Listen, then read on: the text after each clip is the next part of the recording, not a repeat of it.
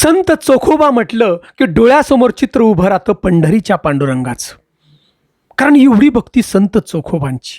संत चोखोबांच्या जीवनातला असा एक प्रसंग आपण पाहणार आहोत की अखंड विश्वाचा मालक पंढरीच्या पांडुरंगानं संत चोखोबांच्या घरी येऊन त्यांच्या पत्नीचं बाळंतपण केलं होतं बघा. एवढंच नाही, 27 दिवस बाळूत धुतली बघा देवानी येऊन. 27 दिवस आणि संत चोखोबांच्या पत्नीची सेवा केली. एवढी मोठी भक्तीची ताकद बघा संत चोखोबांची, की मंदिरात जाऊन देत नव्हते संत चोखोबांना. तर त्यावेळी अखंड विश्वाचा मालक पंढरीचा पांडुरंग मंदिरातून बाहेर आला संत चोखोबांना दर्शन देण्यासाठी. प्रसंग या व्हिडिओच्या माध्यमातून आपण पाहणार आहोत, ऐकणार आहोत. अक्षरशः आपल्या डोळ्यात पाणी येईल. त्यासाठी हा व्हिडिओ शेवटपर्यंत पहा की भक्तीची ताकद काय असते. चॅनलवरती प्रथम असाल तर नक्की सबस्क्राईब करा आणि शेवटी आम्हाला कमेंट फक्त राम कृष्ण हरी अशी कमेंट जरूर करा. तर मित्रांनो, रानोबा नावाची एक व्यक्ती 35 वर्ष पंढरपुरामध्ये देवाला आंबे पुरवले. आंबे श्रीमंताचे, परंतु आंब्याचा जो करंडा आहे ते वाहण्याचं काम रानोबांनी त्या ठिकाणी केलं बघा. निष्ठावंत वारकरी परमात्मा, आणि यांना अक्षरशः मंदिरात सुद्धा कुणी येऊन देत नव्हतं बघा. कारण जात शूद्र, बाहेरूनच पाया पडावं, तिथलीच माती आपल्या माथी लावावं आणि भगवंताच्या नतमस्तक व्हावं लांबूनच आणि पुढे निघून जावं. परंतु प्रत्येक क्षण रानोबांचा पांडुरंगाचं नामस्मरण. आणि याच महात्म्याच्या पोटी एक दिव्य रत्न जन्माला आलं. त्या रत्नाचं नाव होतं श्रीमंत चोखोबाराय, तेजस्वी महात्मा. आणि पुढे या महात्म्याचं लग्न झालं, म्हणजे संत चोखोबांचा विवाह झाला. आणि त्या धर्मपत्नीचं नाव होतं सोयरा. आणि या धर्मपत्नीपासून म्हणजेच सोयरापासून कर्ममेळा नावाचा अत्यंत सुंदर गोड रत्न चोखोबांना झालं बघा. आणि उपजतच कर्ममेळा बोलती विठ्ठल विठ्ठल. अहो, जन्माला आल्याबरोबर बाळ हे चोखोबांचं भगवंताचं भजन केलं, विठ्ठल विठ्ठल. जन्माला आल्यानंतर त्या बाळानं बघा. आणि हाच तो कर्ममेळा, हाच तो कर्ममेळा नावाचा मुलगा सोयराबाईंच्या पोटात वाढत होता. आणि सोयरांना 8वा महिना गेला बघा सोयराबाईला, संत चोखोबांच्या पत्नीला. आणि हा 8वा महिना संपल्यानंतर पुढे चोखोबांच्या पत्नीनं आपल्या मालकाला सांगितलं, अहो धनी, तुमची आई गेली आणि माझी आई गेली, आता माझं बाळंतपण कोण करणार? संत चोखोबांनी आपल्या पत्नीचं बोलणं ऐकलं आणि त्या ठिकाणी म्हणाले, तू काळजी करू नकोस, माझी बहीण आहे ना, मी तिला घेऊन येतो बाळंतपणाला. मित्रांनो, मेहुणा राजा नावाचं गाव, आणि या गावाकडे संत चोखोबा निघाले आपल्या बहिणीला आणाय, आपल्या पत्नीच्या बाळंतपणाला. परंतु संत चोखोबांची एवढी अफाट भक्ती होती की एखादं प्रवचन, एखादं कीर्तन, एखादी दिंडी जर दिसली तर तिथंच थांबावं आणि भगवंताच्या नामामध्ये दंग होऊन जावं. आणि तसंच घडलं बघा. इकडं संत चोखोबांच्या पत्नीचे प्रसूतीचा काळ जवळ आला आणि या ठिकाणी सोयरा मातेला वेदना होऊ लागल्या. अहो, या वेदनांचं वर्णन करणं शक्य हो नाही हो. फार वेदना होऊ लागल्या. जगावं की मरावं हे संत चोखोबांच्या पत्नीला कळत नव्हतं बघा. एवढ्या वेदना होत होत्या. त्यांच्या घरामध्ये, घर म्हणजे काय, झोपडी हो, त्या झोपडीमध्ये एक लाकडाचा ठोकळा होता. हा ठोकळा म्हणजे संत चोखोबांच्या बहिणीने दिलता बघा आहेर म्हणून. दरवर्षी एक लाकडाचा ठोकळा द्यायची. आणि याच लाकडाच्या ठोकळ्यावरती भगवंताची मूर्ती होती, पांडुरंगाची. हा शेवटचा पर्याय, हा भगवंतच आपल्याला मदत करणार. संत चोखोबांची पत्नी त्या मूर्तीच्या जवळ आल्या. घरात इतकी गरिबी की फक्त एक मातीची वाटी होती आणि त्या मातीच्या वाटीमध्ये बुक्का होता. तो बुक्क्यामध्ये बोट बुडवलं सोयराबाईंनी आणि भगवंताच्या माथ्याला लावलं आणि सांगितलं, देवा, आता माझं कुणीच नाही रे इथे. धनी बाहेर गेल्यात, जीव व्याकुळ झालाय माझा, आता तूच धावून ये मदतीला. आणि या सोयराबाईंचं बोट जसं भगवंताच्या माथ्याला लागलं ना मूर्तीला, त्या प्रतिमेला, पंढरपुरामध्ये पांडुरंगाला घाम आला, समजलं सगळं. आणि भगवंत त्या ठिकाणी विठू पाटलाचं रूप घेऊन निघाले बघा. कडक मिशा, एकदम आकडा, धोतर घातलेलं, भरदांड गडीत आले. चोखोबांच्या झोपडीच्या बाहेर दरवाजा वाजवला. संत चोखोबांची पत्नी कशी तरी आपल्या हळूहळू दरवाजा जवळ आली आणि पाहिलं तर पाटील दारात. म्हणले, अहो पाटील, धनी बाहेर गेल्यात, नंतर या तुम्ही. झोपडीचा दरवाजा लागला गेला. भगवंताला या ठिकाणी कळाना की संत चोखोबांची पत्नी तर मदत मागते मला, दरवाजा लावून का घेते, मला म्हणती धनी नाही घरात, नक्की काय? घाबरत असेल मला, म्हणून त्या ठिकाणी परत पांडुरंगानं एका म्हाताऱ्या माणसाचं रूप घेतलं. परत गेले, परत दरवाजा वाजवला. संत चोखोबांच्या पत्नीला आता मात्र चालताही येत नव्हता.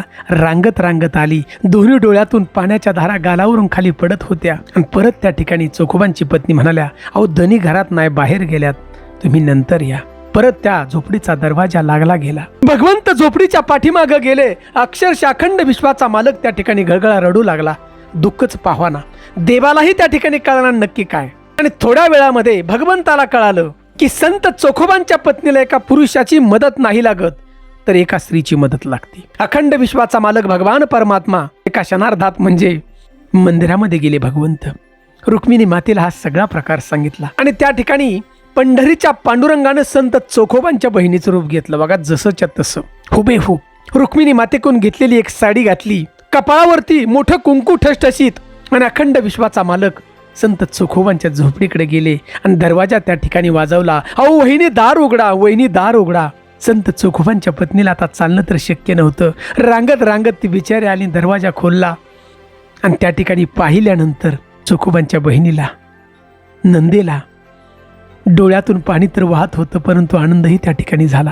झोपडीचा दरवाजा लावला ना अखंड विश्वाच्या मालकाने या स्त्री रूपामध्ये संत चोखोबांच्या पत्नीचं सुरक्षित असं ते बाळंतपण केलं. आणि होणारं बाळ कर्ममेळा. बाळ झाल्याबरोबर भगवंताचंच नामस्मरण करून लागलं, विठ्ठल विठ्ठल. एवढी ताकद.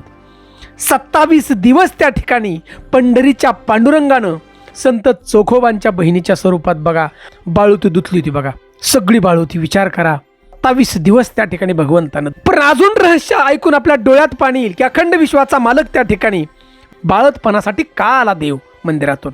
असं काय पुण्य होतं संत चोखोबांचं आणि त्यांच्या पत्नीचं. तर मित्रांनो, संत चोखोबांचे वडील रानोबा जन्मापासून मृत्यूपर्यंत, लक्षात घ्या, शेवटच्या क्षणापर्यंत भगवंताचीच भक्ती केली. निष्ठावंत वारकरी होते.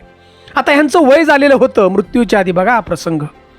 संत चोखोबा त्या ठिकाणी आपल्या वडिलांना उचलून हाताने, घराच्या बाहेर असणार एक दगड होता मोठा, बोरीचं झाड होतं, आणि त्या दगडावर बसून आंघोळ घालायचे. बघा आपल्या वडिलांना घासून आंघोळ घालायचे. आणि असंच एक दिवस चोखोबांनी आपल्या वडिलांना आंघोळ घातली, गरम पाणी मस्त घासून, आणि घरात उचलून आणलं. आणि त्याच वेळी संत चोखोबांच्या वडिलांनी म्हणजेच रानोबांनी त्या ठिकाणी बघा लघवी परत केली आणि संडास केली. चोखोबांनी आपल्या पत्नीला आवाज दिला, सोयरा, अगं बाबांनी संडास केली, लघवी परत केली, आता परत घेऊन जायला लागेल. म्हणले आहोत, चला चला आपण घेऊन जाऊ बाहेर. संत चोखोबांनी आपल्या वडिलांना उचललं, रानोबाला त्या दगडावरती नेलं. आता दुह्याचं कसं हाताने, दोन्ही हातांत तो उचलले. चोखोबांची पत्नी बघा त्या ठिकाणी आली आणि चोखोबांना आणि म्हणाली, अहो तुम्ही फक्त दारा, मी धुते संडास. विचार करा मित्रांनो तो प्रसंग. संत चोखोबांच्या पत्नीनं सोयऱ्यानं त्या ठिकाणी रानोबांची संडास धुतली, लघवी सगळं ते परत घरात आणलं, हात सगळं पुसलं स्वच्छ, कपडे घातली चोखोबांनी रानोबांना. परंतु रानोबांना त्या ठिकाणी पुरुषाचा हात आणि स्त्रीचा हात, लक्षात घ्या, वय झालं तरी त्या ठिकाणी कळालं की तो हात चोखोबांचा नव्हता धुणारा, तो हात होता माझ्या सुनेचा. शेवटच्या समयीत रानोबांनी आपल्या सुनेला जवळ बोलून घेतलं, तिचा हात आपल्या हातामध्ये घेतला आणि रानोबा त्या ठिकाणी म्हणाले, बाळा, तू माझी सून नाहीस, तू माझी मुलगी आहेस. मुलीप्रमाणे तू माझी सेवा केलीस. मी सुद्धा एक वारकरी आहे. जन्मापासून मृत्यूपर्यंत मी भगवंताचंच नामस्मरण केलेलं आहे. माझ्या भक्तीचं जे कर्ज भगवंताच्या वरती झालंय आणि ती भक्तीची ताकद मी तुला देतोय. मी तुला आशीर्वाद देतोय बाळा, की तुला ज्या वेळेला गरज असेल त्यावेळेला हा पंढरीच्या पांडुरंगाला तू आवाज दे, त्याला धावून यावंच लागल आणि तुझी मदत करावं लागल, तुझी सेवा करील तो. असा आशीर्वाद रानोबांनी आपल्या सुनेला दिला आणि आपला शेवटचा श्वास त्या ठिकाणी सोडला. मित्रांनो विचार करा, आज परिस्थिती काय आणि हजारो वर्षापुढली घडलेली घटना काय. चोखोबांच्या पत्नीनं आपल्या सासऱ्याची संडासवाद धुतली होती. बघा चोखोबांची पत्नी त्या ठिकाणी म्हणाल्या, ओ हे तुमचे वडील तसेच माझे वडील आहेत, वडिलांची सेवा केली मग काय. मित्रांनो हा सगळा प्रसंग, ही सगळी जी घटना घडली, ही भक्तीची ताकद आहे बघा. आणि आशीर्वाद मिळाला वडिलांच्याकडून, म्हणून अखंड विश्वाच्या मालकालाही त्या ठिकाणी यावं लागलं होतं. मित्रांनो ही ताकद भक्तीची. संत चोखोबांची एवढी भक्ती अफाट होती, अफाट भक्ती, की मंगळवेढ्यामध्ये भिंतीमध्ये ते सापडले आणि मृत्यू त्या ठिकाणी झाला. अखंड विश्वाच्या मालक पंढरीच्या पांडुरंगानं संत नामदेवांना सांगितलं की चोखोबांच्या अस्थी घेऊन या. नामदेव महाराज त्या ठिकाणी गेले असत्या नाही असती घ्यायच्या कशा, असती काना लावून बघितल्या, जास्तीतून पांडुरंग विठ्ठल विठ्ठल आवाज येत होता ती असती चोखोबांची. विचार करा भक्तीची ताकद, एवढी भक्ती चोखोबांची सगळ्या असती प्रत्यक्षात त्या ठिकाणी नामदेवांनी आणल्या आणि भगवंताच्या पितांबरामध्ये ठेवले होते. लक्षात घ्या, त्या हजारो कोटी सूर्याचं तेच त्या मालकानं आपल्या पितांबरामध्ये ठेवले होते. बघा असती एवढी ताकद भक्तीची हो. आणि याच्यानंतर चोखोबांची समाधी संत नामदेवांनी केली बघा पायरी शेजारी. मित्रांनो, अजून एक आपल्याला सांगतो भक्तीची ताकद की संत चोखोबांच्या मृत्यूनंतर अग्नी दिल्यानंतर सुद्धा संत चोखोबांच्या घरामध्ये ज्या चिपळ्या होत्या विठ्ठल नामाचा गजर करण्याच्या, त्या चिपळ्या संत चोखोबांच्या मृत्यूनंतरही संत चोखोबा 3 वाजता भजन करत होते पहाटे, आणि 3 वाजता चिपळ्या परत वाजायला लागल्या होत्या. विठ्ठल विठ्ठल विठ्ठल विठ्ठल विठ्ठल चिपळ्या करायला लागल्या होत्या मृत्यूनंतर संत चोखोबांच्या. मित्रांनो, विचार करा ही भक्तीची ताकद.